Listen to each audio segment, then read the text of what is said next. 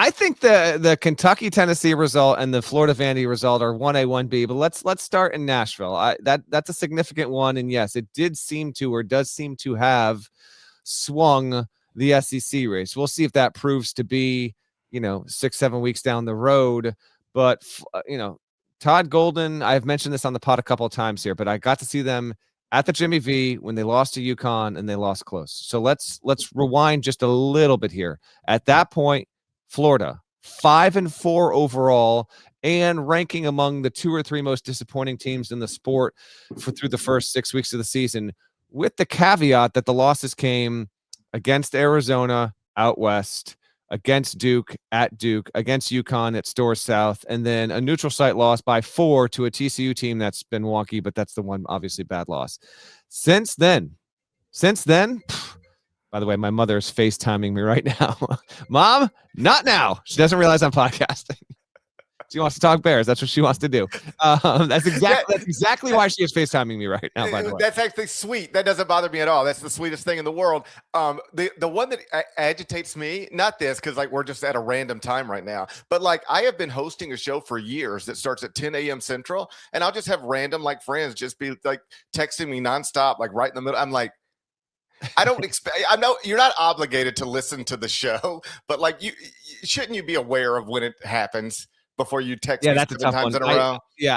If it's between 11 a.m. Eastern and 1 p.m. Eastern, unless it's an emergency, I'm never texting you, let alone calling you. That's just that's the way I wish everybody in my life was. I wish everybody in my life were exactly like you.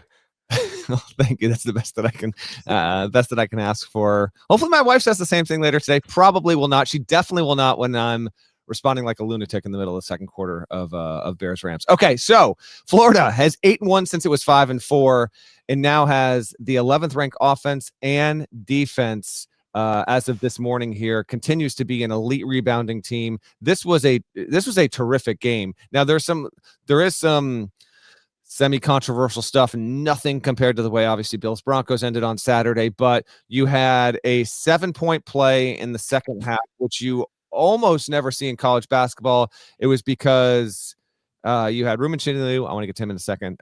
He got a board, was fouled on the putback, made it, and then there was a hook and hold, which led to more free throws because of the technical foul.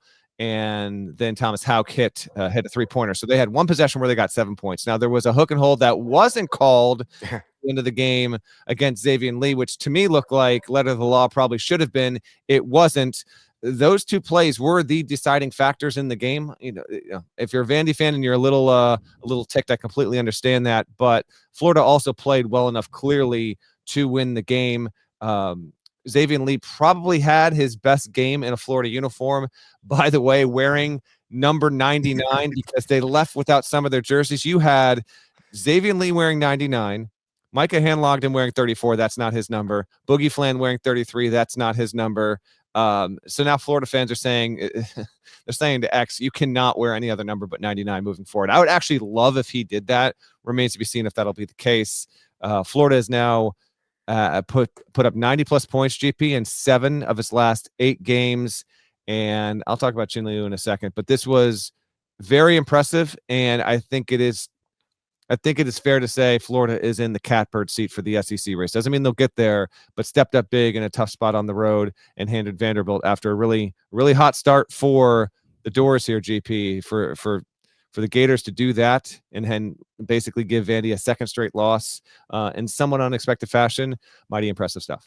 Xavier Lee had 20 points. That was notable.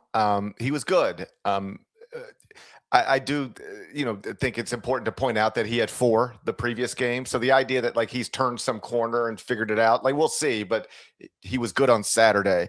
As for the hook and hold, I'm open to the debate about whether that specific thing should qualify as the worst thing you can do in a college basketball game, because that's the way it's refereed.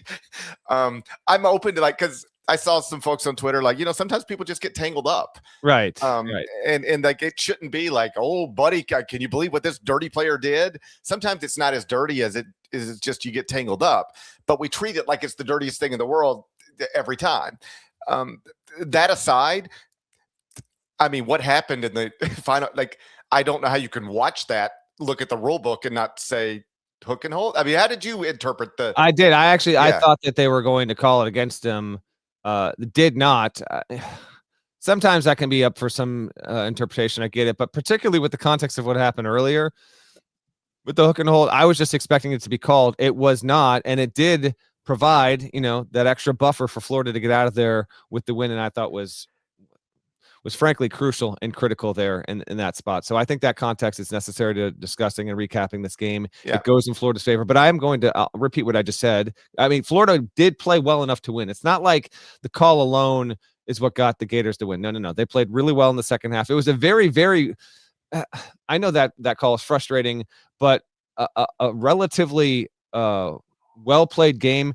Vandy, for whatever reason, has gotten involved in some high foul affairs this season, but for the most part, I thought this was a pretty enjoyable game to watch. Both teams scored at high clips. I mean, Florida was at 1.35 points per possession, Vandy at 1.29. Anytime you get two teams above 1.20 PPP in a game, that is good stuff there. So I enjoyed it. We had 38 total fouls. It wasn't all that bad, but yes, Florida did go 25 of 30 from the foul line, and Vandy went 20 of 22 from the charity stripe. That's obviously going to inflate your points per possession numbers. I thought it was a fun watch, particularly down the stretch. Like, I know Tyler Tanner didn't make the plays at the end, but like in the final 8 minutes, he was making, one big basket after another.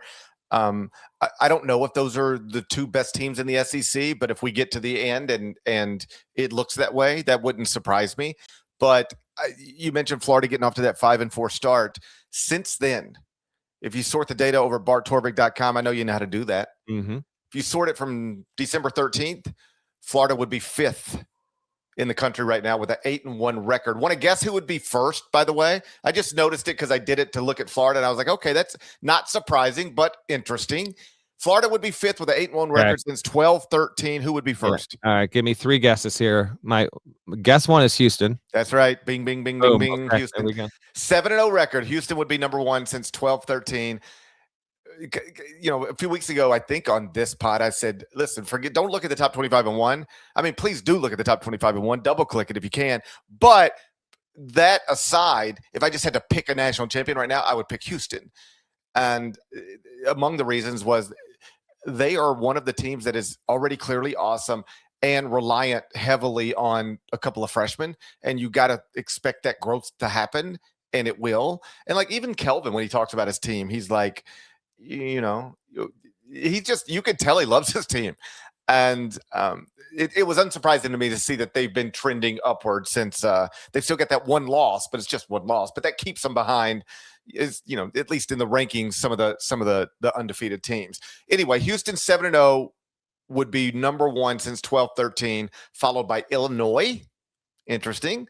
Arizona at 3, Purdue at 4, and then Florida at 5, followed by Virginia, Michigan, Iowa, Nebraska, and then UConn. That would be your top 10 since December 13th. Okay. In other words, past 5 weeks, Florida has been great. 3rd in the country in offensive efficiency since that stretch. Just a reminder, I know this, I say this a few times a show perhaps, but the college basketball season is long, and there can be a lot of twists and turns.